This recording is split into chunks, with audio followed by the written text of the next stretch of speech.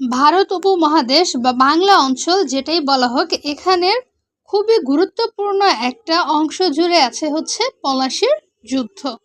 তো এই পলাশীর যুদ্ধের আগের সময়টায় একটা ঘটনা হয়েছিল। এই ঘটনাটাকে বলা হয় হচ্ছে অন্ধকূপ হত্যা। এই অন্ধকূপ হত্যা জিনিসটা কি, 1757 সালের দিকে যখন নবাব কলকাতা অধিকার শুরু করে, তখন নবাব কে ছিল? নবাব ছিল হচ্ছে নবাব সিরাজউদ্দৌলা।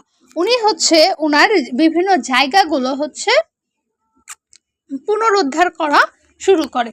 তো সেই হিসাবে সে এই যে কলকাতা অধিকার করে এবং যাত্রাপথে সে কাশিমবাজার এই জায়গাটাও হচ্ছে অধিকার করে নেয়। তো এই যে অতর্কিত হামলা, কাউকে না জানিয়ে এই কাজগুলো করার ফলে সে গেছে এবং ওই জায়গাটা পুনরুদ্ধার করে ফেলছে। মানে যারা ওইখানে ছিল তারা প্রতিরোধ গড়ে তোলার সুযোগ পায়নি। তো সেই সুবাদে ইংরেজদের, মানে এই যে ইংল্যান্ড থেকে যারা আসছে, ওই ইংরেজদের একটা দুর্গ ছিল যে ফোর্ট উইলিয়াম দুর্গ।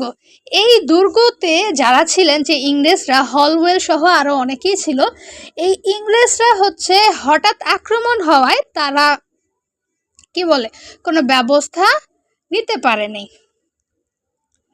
তো এই যে এইখানে তারা কি করে, তারা হচ্ছে ফোর্ট উইলিয়াম দুর্গের ক্ষমতা হারিয়ে ফেলে। নবাব এই দুর্গটা দখল করে নেয়। তো এই যে যখন দখল করে নেয়, তখন এই যে এইখানে যে ইংরেজরা ছিল, হলওয়েল, এই হলওয়েল সহ আরও অনেকেই ছিল, যে এই ইংরেজরা হচ্ছে আশেপাশে একটা গুজব রটায় দেয়। কেমন ধরনের গুজব রটায় দেয়? বলে যে মাত্র 18 ফুট দৈর্ঘ্য এবং 14.10 ফুট প্রস্থ বিশিষ্ট ঘরে 146 জন ইংরেজদের বন্দি করে রাখে। কে বন্দি করে রাখে? নবাব বন্দি করে রাখে।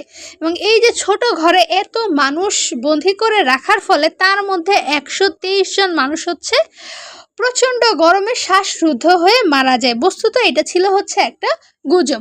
এই জিনিসটাকে ইতিহাসে বলা হয় হচ্ছে অন্ধকূপ হত্যা। এই টপিকটা তোমাদের এসএসসির জন্য ইম্পর্ট্যান্ট, এইচএসসির জন্য ইম্পর্ট্যান্ট, অ্যাডমিশনের জন্য ইম্পর্ট্যান্ট, এবং যারা বিভিন্ন চাকরি পরীক্ষার প্রস্তুতি নেয় তাদের জন্য ইতিহাস টপিকটার মধ্যে এটা খুবই ইম্পর্ট্যান্ট একটা টপিক।